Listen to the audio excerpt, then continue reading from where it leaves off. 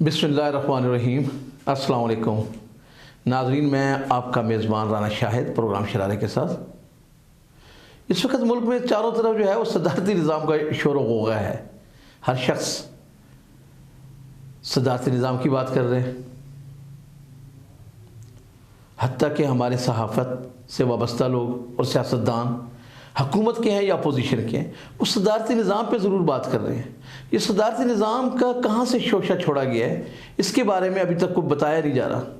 لیکن پاکستان کے اندر یہ ہماری بدقسمتی ہے کہ ہم نے ہمیشہ نان ایشوز کو ایشو بنایا ہے، یعنی ہر وہ چیز جس کا ہمارے نہ تو وقت کی ضرورت ہے، نہ جس کے معاشرے سے کوئی تعلق ہے، اور نہ جس کی کوئی ڈیمانڈ ہے، لیکن ہم نے اس کو سب سے بڑا ایشو بنا دیا۔ اس وقت پاکستان کے اندر ہر شخص کی زبان پر جو ہے وہ صدارتی نظام کی بات چلی ہوئی ہے، اور مجھے حیرانگی ہوتی ہے اپنے سیاستدانوں کے رویوں پر، اور اپنے صحافی بھائیوں پر، اور اپنے دانشوروں پر، کہ وہ سب کچھ جانتے ہوئے بھی وہ اس ملک کے 1973 کے آئین کو بہت بہتر طریقے پر سمجھتے ہیں کہ یہاں پر یہ پارلیمانی نظام ہے، تو کیا پارلیمانی نظام کو صدارتی نظام میں بدلا جا سکتا ہے؟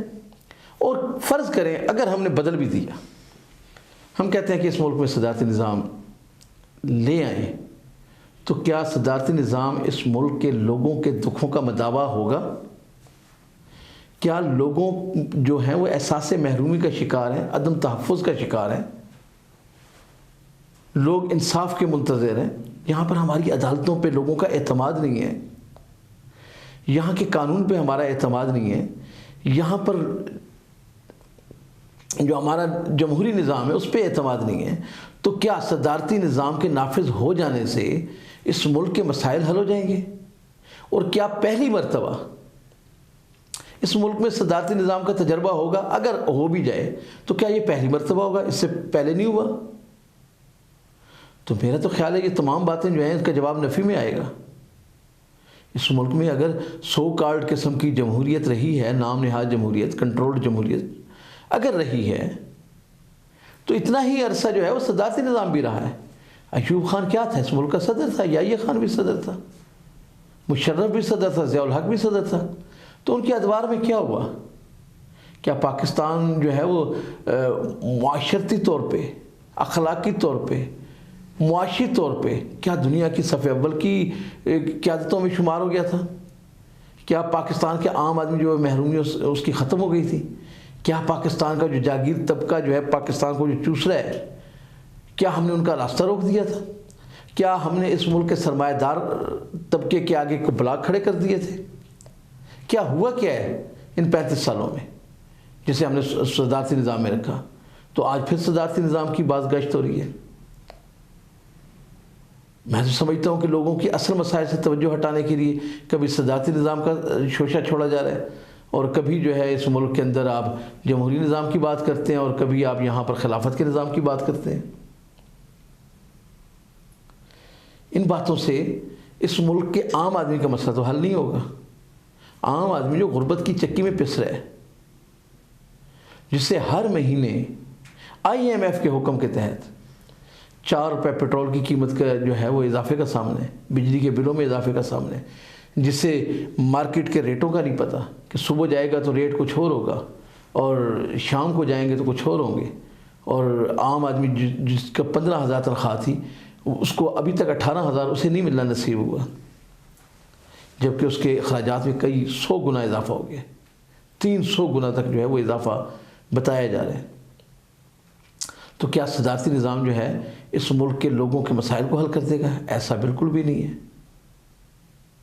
تو میں یہ سمجھتا ہوں کہ اس ملک کے نظام کو بدلنے کی بجائے اخلاص جو ہے، اخلاص، جب تک ہم قوم اور ملک کے ساتھ مخلص ہو کر کام نہیں کریں گے، چاہے وہ ہمارے ادارے ہیں، چاہے ہمارے سیاستدان ہیں، چاہے عوام ہیں، چاہے اس ملک کی خواتین ہیں، اس ملک کے طلبہ ہیں، اس ملک کے نوجوان ہیں، جب تک ہم سب کے سب اپنی ذمہ داریاں پوری نہیں کریں گے، جب تک ہم اس ملک کو اپنا ملک نہیں سمجھیں گے، جب تک ہم ڈنگ ٹپاؤ پالیسیاں ختم نہیں کریں گے، اور جب تک ہم مٹی پاؤ والے جو ہے وہ پروگرام ختم نہیں کریں گے کہ فلاں چیز پر مٹی ڈال دو، یا وقت گزار لو یا ڈنگ ٹپا لو.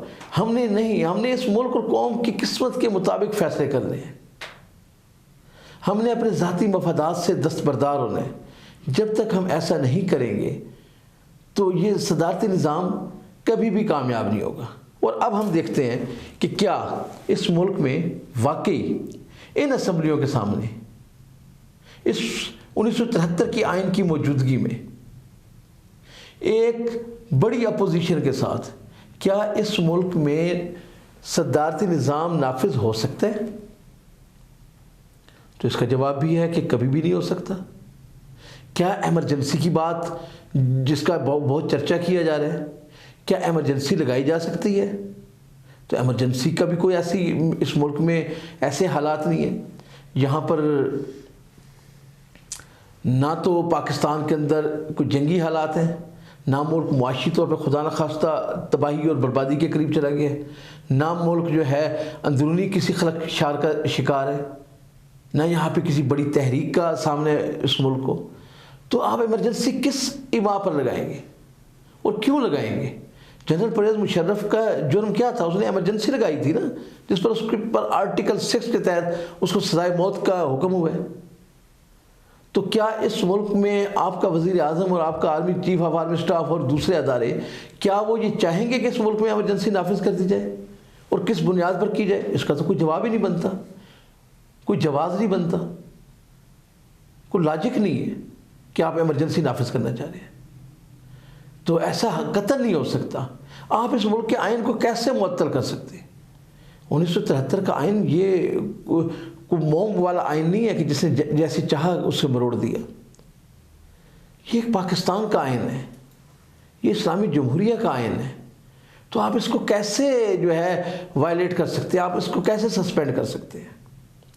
اور جو اس ملک کے اندر جمہوریت کو لپیٹ کے یہاں پر صدارتی نظام کی بات کرتے ہیں، میں سمجھتا ہوں کہ وہ اس ملک کے ساتھ مخلص نہیں ہے، بلکہ وہ اپنے مقاصد کے لیے اپنے صرف اور صرف ان کے اپنے مقاصد ہیں. اور چاہے آپ یہاں پر جمہوری نظام لے آئیں، چاہے آپ پھر وہی بات میں دہراؤں گا کہ آپ یہاں پر جمہوری نظام لے آئیں، چاہے آپ یہاں پر کمیونزم لے آئیں، چاہے یہاں پہ آپ صدارتی نظام لے آئیں یا خلافت کا نظام لے آئیں، جب تک ہمارے پاس اخلاص نہیں ہوگا، ہم مخلص نہیں ہوں گے قوم اور ملک کے ساتھ، ہم اپنے ساتھ مخلص نہیں ہوں گے، ہم اپنی آنے والی نسلوں کے ساتھ مخلص نہیں ہوں گے، تو یہاں پر کوئی بھی نظام کامیاب نہیں ہوگا. پہلے آپ نے تبدیلی کے نظام لا کر دیکھ لیا ہے، آپ نے ایک نیا تجربہ کر کے دیکھ لیا ہے. اس تبدیلی کے نظام میں کیا ہوا ہے؟ آج پاکستان جو ہے مہنگائی کے لحاظ سے، وسائل کی کمی کے لحاظ سے، ملک میں عدم استحکام کے حوالے سے پاکستان کہاں کھڑا ہے؟ اور آپ ایک نیا تجربہ کرنے جا رہے ہیں. اور کون ہے یہ تجربہ کرنے والے اور کون ہے یہ آوازیں دینے والے؟ انہیں شرم آنی چاہیے. پاکستان کوئی لیبارٹری نہیں ہے، کوئی تجربہ گاہ نہیں ہے، یہ 2200 2400 25 کروڑ لوگوں کا ملک ہے. میں ان سے یہ درخواست کروں گا کہ خدا کے لیے آپ اپنے مفادات کے لیے ایسی باتیں نہ کریں. پاکستان ایک جمہوری ملک ہے اور جمہوریت جو ہے دنیا کا کامیاب ترین نظام ہے.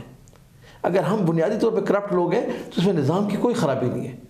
ہمیں اپنی کرپشن کو ختم کرنا ہے، ہمیں اپنے رویوں کو ختم کرنا ہے. بہت شکریہ.